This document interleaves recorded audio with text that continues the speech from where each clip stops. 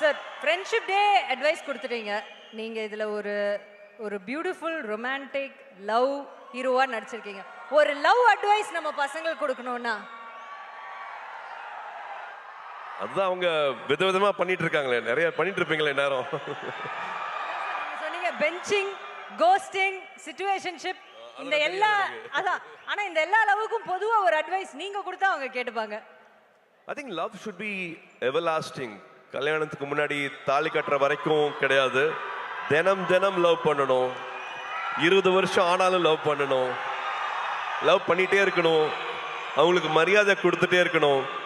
எல்லாரும் மாறுவோம், நம்மளும் மாறுவோம், அவங்களும் மாறுவாங்க. 20 வயசுல இருக்கிறது வேற, 25 வயசுல வேற, 30 வயசுல அவங்களோட ப்ரியாரிட்டிஸ் வேற, மனசு வேற மாதிரி மாறும். எதுக்காக போறோம், என்ன தேடல் அப்படிங்கிற மாதிரி பல விஷயங்கள் வாழ்க்கையில மாறிட்டே இருக்கும். பட் அந்த அன்பு, அவங்க மேல இருக்கிற காதல், அது மாறவே கூடாது. லவ் அட்வைஸ்னா நான் அதான் கொடுக்க முடியும்.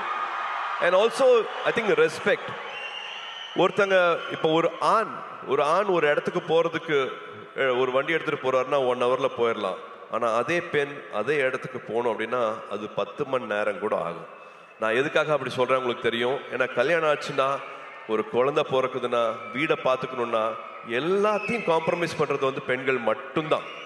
பெண்கள் மட்டும்தான் பண்றாங்க. ஸோ அவங்களோட வெற்றிக்கு 10 மடங்கு இல்லை, 100 மடங்கு சல்யூட் அடிச்சு மரியாதை கொடுங்க அவங்களோட வெற்றிக்கு. அண்ட் முடிஞ்ச வரைக்கும் அது கூடயே நில்லுங்க அப்படின்னு நான் சொல்லுவேன். லவ் விட மரியாதை இன்னும் அதிகமாக கொடுங்கன்னு சொல்லுவேன்.